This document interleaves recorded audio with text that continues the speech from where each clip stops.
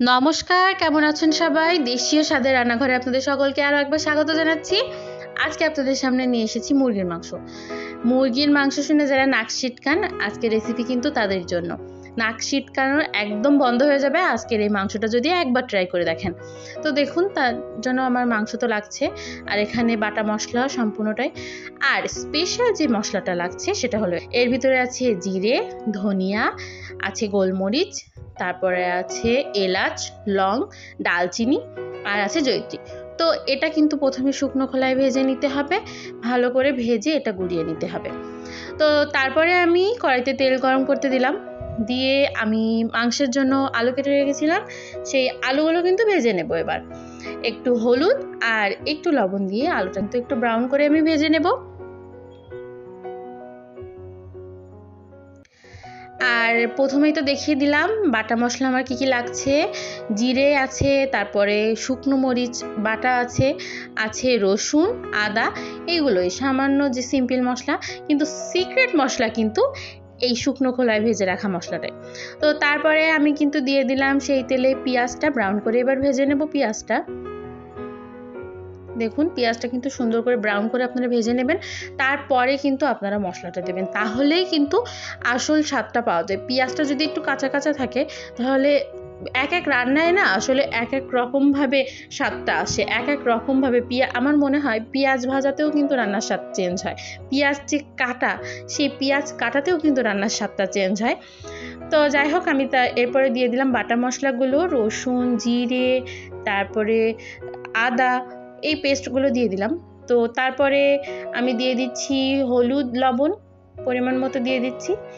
এবার কিন্তু মশলা থেকে তেল ছাড়ার অপেক্ষা, তেলটা যতক্ষণ না পর্যন্ত ছাড়ে আমি কিন্তু মশলাটা এভাবেই কষাতে থাকবো। তো সকলকে অনুরোধ করছি, আপনারা যারা আমাদের চ্যানেলে নতুন, এখনও পর্যন্ত আমাদের চ্যানেলটি সাবস্ক্রাইব করেননি, তারা প্লিজ আমাদের চ্যানেলটি সাবস্ক্রাইব করে দেবেন, লাইক করে শেয়ার করে আমাদের পাশে থাকবেন। আমাদের নিত্য নতুন রান্নার ভিডিওগুলো আশা করি আপনাদের অনেক ভালো লাগবে, কারণ আপনারা যদি আমাদের রান্নার ভিডিওগুলো পছন্দ করেন তখনই কিন্তু আমরা স্যাটিসফাইড হব। তো দেখুন, তারপরে কিন্তু মাংসটা দিয়ে দিলাম, দিয়ে আমি সুন্দর করে এবার কষাবো মাংসটা কিন্তু অনেকক্ষণ ধরে কষাতে হবে, আনুমানিক 25-30 মিনিট ধরে আপনারা মাংসটা কষাবেন, কারণ মাংসটা যেহেতু আমি প্রথমে ভেজে নেইনি, একেবারে কষাচ্ছি, সেহেতু যদি ভালোভাবে না কষাই তাহলে মুরগির মাংস থেকে একটা গন্ধ ছাড়ে। তো ভালো করে আপনারা মাংসটা কষিয়ে নেবেন। দেখুন, মাংসটা থেকে এখনো পর্যন্ত তেল ছাড়ে, আমি কিন্তু মাংসটা কষাবো, আর তার ভিতরে আমি দিয়ে দিলাম আলু। আর এটা কিন্তু আমাদের বাড়িতে সবাই পছন্দ করে যে হ্যাঁ, রসুনের কোয়া, আমরা কিন্তু আস্ত রসুনও দিই, এটা কিন্তু আমরা অনেক পছন্দ করি। আপনাদের কার কার মাংসে আস্ত রসুন পছন্দ জানাবেন।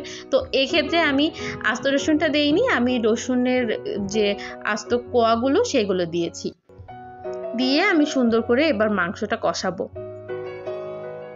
দেখুন, মাংসটা থেকে কিন্তু অলমোস্ট তেল ছেড়ে দিয়েছে, আপনি একটু ভালোভাবে খেয়াল করলে বুঝতে পারবেন অলমোস্ট তেল ছেড়ে দিয়েছে।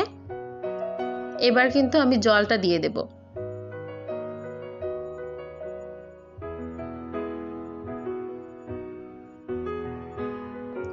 মাংস যত ভালোভাবে কষাবেন ততই কিন্তু মাংসের স্বাদ বাড়বে।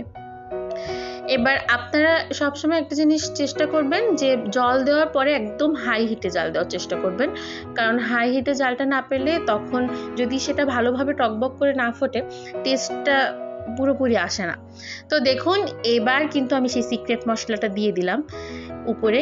এবার আর 5 মিনিট ফুটিয়ে আমি এটা নামিয়ে নেব। বিশ্বাস করুন, আপনার লাচ্চা পরোটা বা নর্মাল যে রেগুলার পরোটা বা ভাত, পোলাও, যেটার সাথে রুটি, যেটার সাথে আপনাদের ইচ্ছা হয়, একবার জাস্ট ট্রাই করে দেখবেন। মুরগির মাংসে যাদের নাক সিটকানো আছে একেবারে চলে যাবে। অসাধারণ হয়েছিল এটা খেতে। তো আপনারা ট্রাই করে অবশ্যই জানাবেন কেমন হয়েছে। সবাই ভালো থাকবেন, সুস্থ থাকবেন।